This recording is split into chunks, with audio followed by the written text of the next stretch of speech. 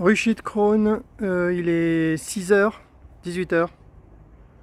Je suis venu faire des petites choses intéressantes.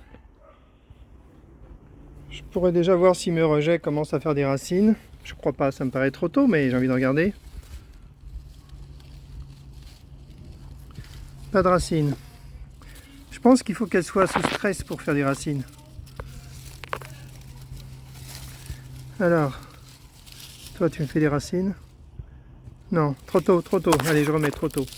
Donc je suis venu voir les planchers blancs pour voir s'il y a des varroas dessus. Il faut que je détecte une ruche qui est infestée de varroa pour pouvoir commencer à faire mes tests. Donc j'ai réfléchi, j'ai trouvé des nouvelles idées. En fait, les idées viennent comme ça, hein. Quand on fait les choses, on marque une étape et après on se demande ce qu'on va faire avec et du coup il y a des idées qui viennent. Là, ma première technique, c'est d'endormir la colonie entière avec du CO2, ça paraît pas très difficile. Donc la technique que j'envisage, je vais aller tout à l'heure chercher une très grosse boîte en plastique que j'ai. Bon alors moi j'ai un avantage parce que moi j'ai des ruches minimales sur un seul bloc qui sont toutes petites. Donc je vais prendre la ruche tout entière, je vais retirer le plancher, je vais la mettre dans la boîte en plastique et je vais remplir la boîte en plastique de CO2. Bon bah j'essaie de déterminer le temps qu'il faut pour que toutes les abeilles s'endorment. En dessous la ruche, je mettrai des petits supports, un petit grillage pour récupérer toutes les abeilles endormies qui tomberont tout en bas. Ensuite, toutes les abeilles, je les mettrai dans une boîte grillagée, assez serrée en fait, assez serrée. Et ensuite, voilà, j'aurai une cassette. Bien sûr, je mettrai la reine à part, pour surtout pas lui mettre aucun traitement qui pourrait l'abîmer. C'est une précaution intéressante à prendre. Et quand j'aurai cette cassette d'abeilles endormies qui vont finir par se réveiller, je peux envisager de faire des traitements pour séparer les varroas des abeilles. Alors on peut tout imaginer, hein, déjà même un traitement à l'acide, hein, pourquoi pas. Ça pourrait être un traitement à l'acide très léger, très ponctuel, puisque les abeilles sont au même endroit, donc il n'y a pas besoin d'en mettre partout. Et on est sûr que ça marchera, on peut contrôler complètement les conditions, puisque on pourra les mettre dans une boîte fermée, étanche, et donc l'application de l'acide pourra être très contrôlée. Bon, ça c'est une première idée simple. Mais bien sûr, on va chercher mieux. On va essayer d'utiliser des techniques sans produits chimiques. Donc là, une première idée que j'ai envie d'essayer, c'est que j'ai vu que les acariens n'aiment pas la lavande. Donc je vais déjà essayer de faire fuir les varroas. Donc je vais avoir ma cassette d'abeilles, je vais mettre de l'huile essentielle de lavande sur un buvard, sur un sopalin, et je vais essayer de voir à quel point ça peut faire fuir les varroas et les faire descendre, sortir de la cassette grillagée. Si ça marche, ce serait génial. Donc en gros, ça va être le début d'une série de tests, on peut tout imaginer après, hein. On a des abeilles, on veut dégager les varrois. Franchement, les idées, ça va pas manquer, on va pouvoir tester toutes sortes de produits. Sinon, une autre idée classique aussi, ce serait de mettre la cassette d'abeilles dans un vivarium, un petit vivarium qui fera la taille d'un bloc varé. Moi je le redis, hein, moi j'ai une chance, c'est que moi mes ruches elles sont petites, donc je vais en profiter. Et dans le vivarium, j'ai déjà acheté un thermostat pour mettre de la température à 41 degrés. Je crois que c'est la température qu'il faut pour détruire les varroas. Et puis faire un traitement thermique extrêmement simple, hein. Ça coûtera que dalle, hein. Et il y a des gens qui vendent des coffrets spéciaux pour faire des traitements de la ruche entière, qui coûtent une fortune, hein. Moi, ça coûtera rien, hein. Une boîte en plastique, un thermostat, une résistance pour chauffer le vivarium. Franchement, tout ça, ça coûte rien du tout.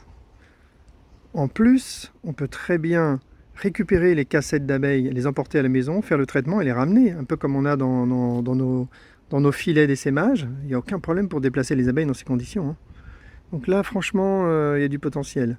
Il faudra après mettre en place un protocole que n'importe qui peut faire sans se casser la tête. C'est très important ça. Donc voilà pour la chasse aux varrois, voilà des pistes à tester et ça va être bientôt. Bon, Je suis pas venu que pour ça. Bon là il faut que je retire, je vais retirer des feuilles blanches pour voir si je récupère des varroas, ça j'aimerais bien. Je suis venu vérifier la boîte de capture. Donc alors le fameux Romain là qui nous a fait une crise de nerfs et qui a même été sur Facebook pour nous incendier, il a renoncé à rendre ses tentes. Il a renoncé, il les a gardées et il a décidé d'être créatif parce qu'il est inscrit sur un groupe de Facebook de bricoleurs apiculteurs. Et donc il a décidé de transformer les tentes en tentes tipi. Là, il a trouvé une idée pas mal. Il resserre le haut comme ça avec des liens et du coup ça fait une tente tipi. Et puis voilà comment il pense améliorer la tente puisqu'il n'aime pas trop le modèle standard. Donc quand même j'ai pu poster une vidéo où je montre que le problème est totalement résolu. Bah, on le voit là il n'y a même pas plus du tout d'abeilles en haut là. Là on a une ruche qui, bon il est tard, il est 6 heures mais on a une ruche où des abeilles qui sortent et qui rentrent. Voilà une abeille qui sort. Elle est montée là-haut, je vais voir ce qui lui arrive. La ruche fonctionne, il y a des sorties, des entrées, pas beaucoup, il y en a. Et il n'y a aucune abeille dans la boîte de capture. Là, il y a une abeille qui est montée, on va voir par où elle traverse. Voilà, on voit qu'elle a compris qu'elle peut traverser le maillage bleu. Donc elle n'ira même pas dans la boîte, on la voit ici. Elle prend son temps, elle traverse, elle part. Les frelons n'essaieront même pas de traverser le grillage bleu, même s'il est mal réglé. Un frelon, il ira dans la boîte de capture directe parce que ça monte plus et c'est la voie royale pour lui. Voilà, donc je suis venu pour faire une vidéo, petite vidéo rapide pour montrer, pour faire une proposition de bouteilles de 5 litres de capture qu'on est censé mettre au-dessus de la boîte. Là, il y a une personne qui m'a demandé, qui a eu du mal à le faire avec la petite bouteille, qui trouvait que c'était difficile à installer, donc je vais le montrer avec une grosse bouteille tant qu'à faire. C'est mieux d'utiliser des grosses bouteilles parce que bon, probablement que tout le monde aura des grosses pressions et c'est bien mieux de capturer dans des grosses bouteilles. Allez, donc je fais une pause. Je ferai certainement un collage de ma vidéo pour la bouteille dans cette vidéo. Comme ça, j'aurai 2 vidéos. Allez, pause. Voilà la première feuille que j'ai récupérée.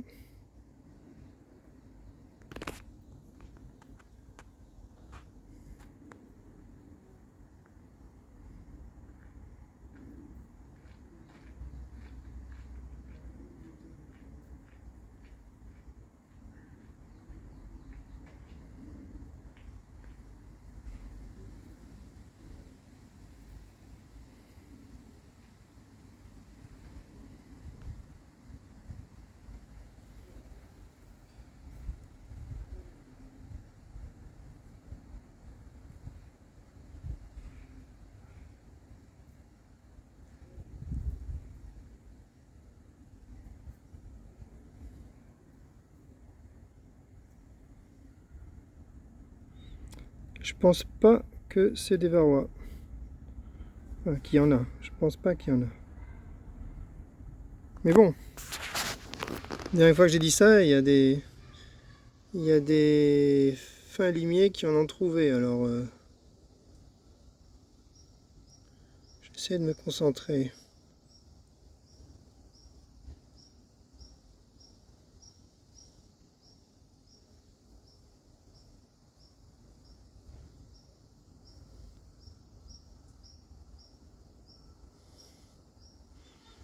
Bon, je pense que c'est pas des varrois. Allez, je laisse tomber pour cette feuille-là. Bon, j'ai oublié ma paire de ciseaux, donc je ne peux pas faire ma démo complète. Je vais donc me contenter de montrer la bouteille montée et de donner quelques pistes.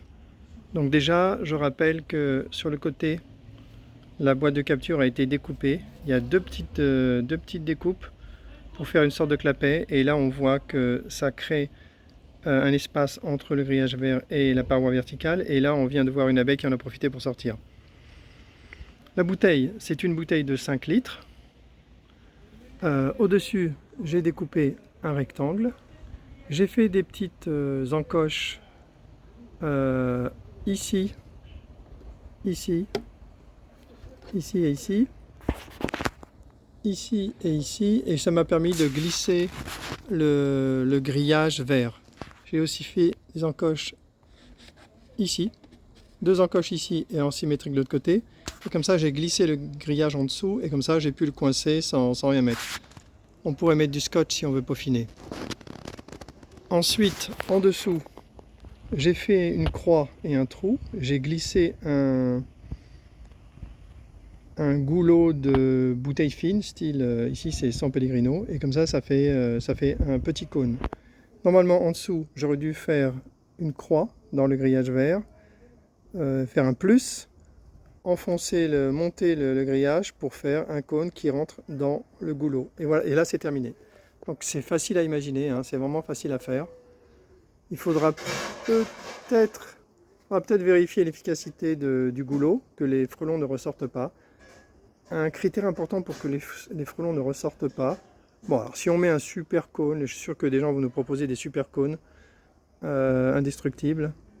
Mais déjà, là, sans cône. Un critère important pour que les frelons ne ressortent pas de la bouteille, c'est que ça soit aéré en haut. Si c'est aéré au niveau du bouchon, en fait, pour respirer, ils trouvent l'entrée et puis ils peuvent ressortir.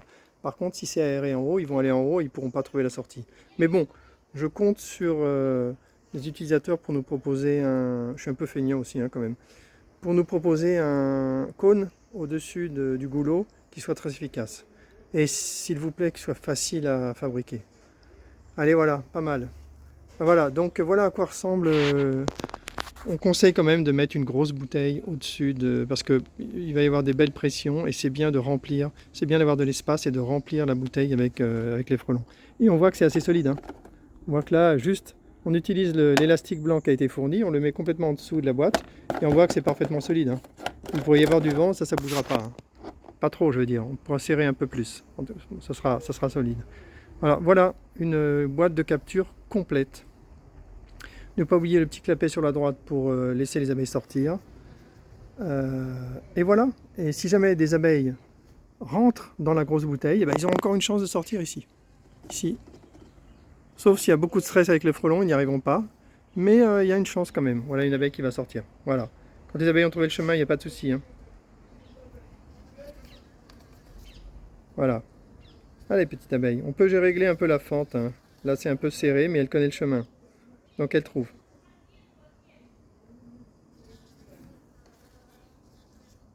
Voilà, c'est fait. Génial. Ça marche vraiment nickel. Les abeilles connaissent le chemin. Elles ont dû prendre ce chemin déjà plusieurs fois. Allez, petite vue d'un petit peu plus loin.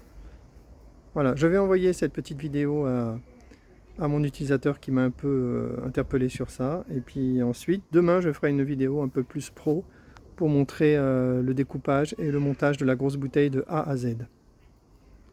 Allez, pause. Voici ma deuxième feuille. Est-ce qu'il y a des varrois là-dessus? Ouais, je dirais ouais, moi. Peut-être. Là, je le sens un peu plus. Je vais essayer de zoomer, ce serait bien que les abeilles partent. Comme elles se croient à l'intérieur, j'ai pas trop envie de me faire allumer. Elles vont pas apprécier que je m'approche.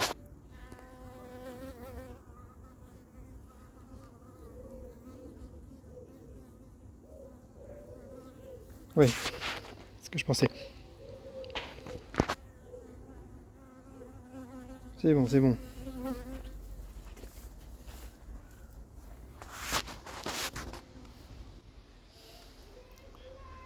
Ouais, t'es pas trop énervé. Allez, je reviens. Je mets le zoom et j'essaie d'apprendre à détecter des varrois.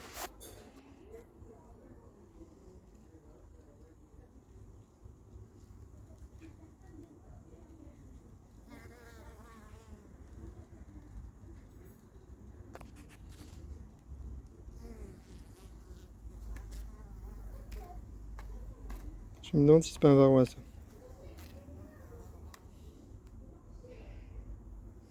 C'est rond, ouais, franchement c'est rond. C'est bien arrondi, moi je dirais que c'est un varroa. Allez, j'essaie de la trouver ici là.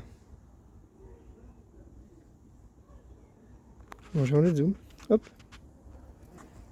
Alors, ce qui m'intéresse, c'est... Ah, c'est deux trucs ronds là.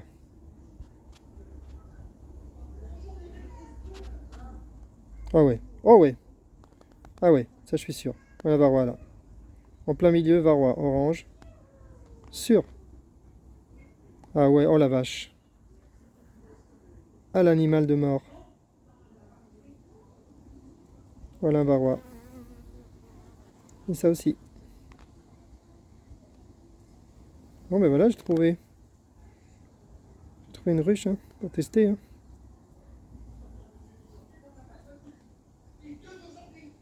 Voilà, bien joué. Mission accomplie. Mais il n'y avait pas grand chose là. Sur la feuille, il n'y avait pas grand chose. Donc je me suis dit, bon, il n'y a rien, mais en fait, si, il y a des varrois. Après, est-ce qu'il y en a beaucoup? J'en sais rien, mais je m'en fous. Je m'en fous, c'est pas trop mon sujet. Ce qui compte pour moi, c'est de pouvoir commencer à faire des tests. Bon ben voilà, je vais prendre cette deuxième. Je vais pas m'embêter. Je vais prendre cette ruche là et je vais faire des tests dessus. Pas mal. Allez, pause, je vais sortir les feuilles, les autres feuilles quand même. Là, j'ai fait le tour. J'ai fait le tour. En gros, j'ai trouvé une seule feuille où il y avait des varrois clairs. Donc je vais vendre ça. C'est la deuxième ruche, là, à partir de la droite. Donc je vais commencer mes opérations à partir de cette ruche. Donc tout à l'heure, je vais aller chercher la boîte en plastique. Je vais tout ramener ici. Je vais bien la nettoyer. Je vais prendre la boîte, je vais mettre dedans et je vais commencer mes récupérations d'abeilles. Ça va être super. Bon, là, j'ai terminé avec la petite vidéo rapide de la grosse bouteille. Je ferai une vidéo détaillée demain. Et là, justement, il y a une dame qui m'a appelé pour me signaler qu'elle était embêtée parce que les abeilles étaient coincées dans la boîte. Donc voilà, donc ça tombe bien. Je vais lui envoyer la vidéo pour lui expliquer comment. Puis on va l'envoyer à tout le monde hein, pour libérer un peu le côté de la boîte pour que les abeilles ne s'embouteillent pas. Bon, je crois que je fais tout ce que je voulais. Hein. C'est plutôt pas mal. Toujours pas de frelons sur le rucher. On verra. On va attendre encore une petite semaine, je pense. Allez, c'était le rucher de Krone. J'étais venu pour faire quelques petites opérations. Installer ma bouteille.